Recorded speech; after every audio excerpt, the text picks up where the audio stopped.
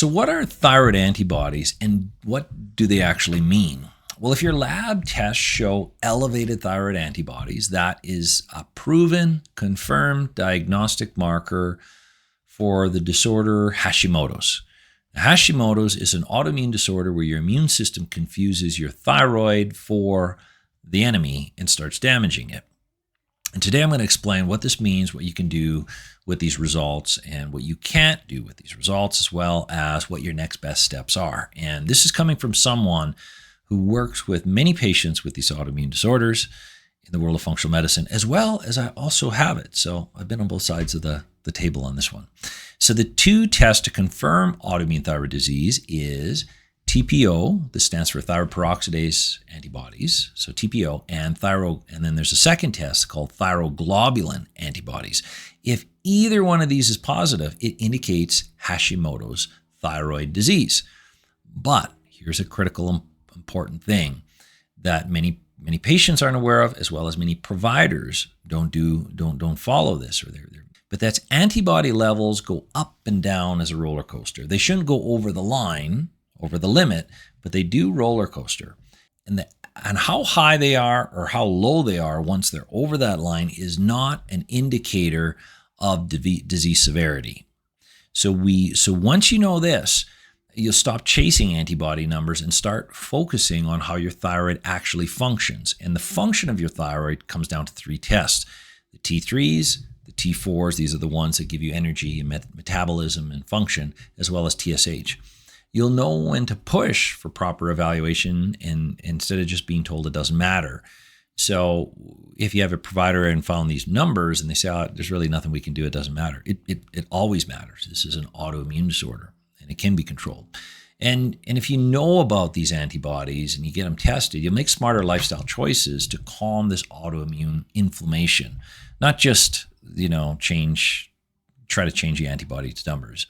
And you'll catch the problems early, like I did, before symptoms that start sneaking in when people's thyroid gets damaged to the point of no return. And that would be a disorder called hypothyroidism.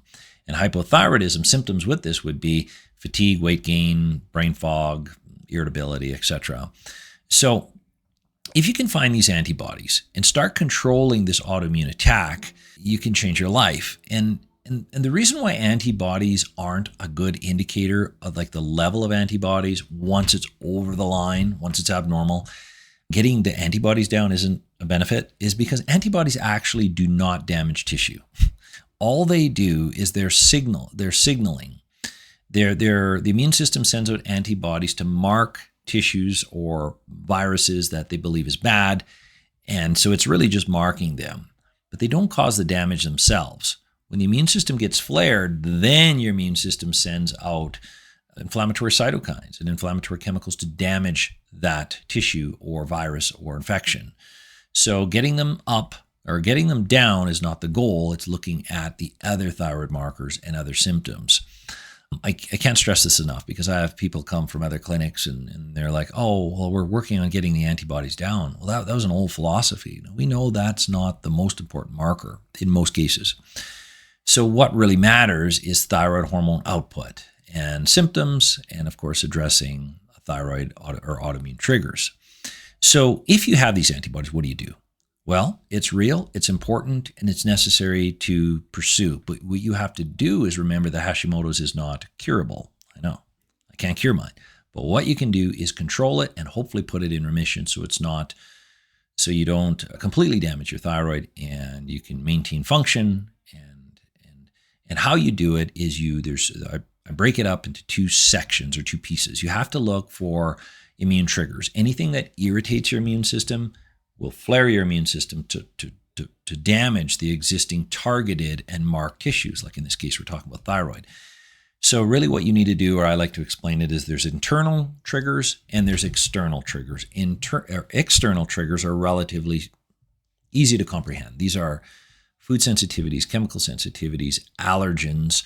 Those are some of the basics. Any of those things going on externally will irritate your immune system, and your immune system will target and damage and flare up your existing targeted tissues. That's internal or external. Now there's internal ones, And those internal ones are like dysfunctions in blood chemistry, dysfunctions in other hormones, nutrient deficiencies. Those things that you find in your blood, if they're dysfunctional, that also acts as an immune irritant or it's highly inflammatory. Those dysfunctions activate the immune system, and the immune system damages your thyroid. So the goal of all of this is lifestyle medicine and doing the test to find out where your triggers are, control those triggers, and then you can actually get your immune response down.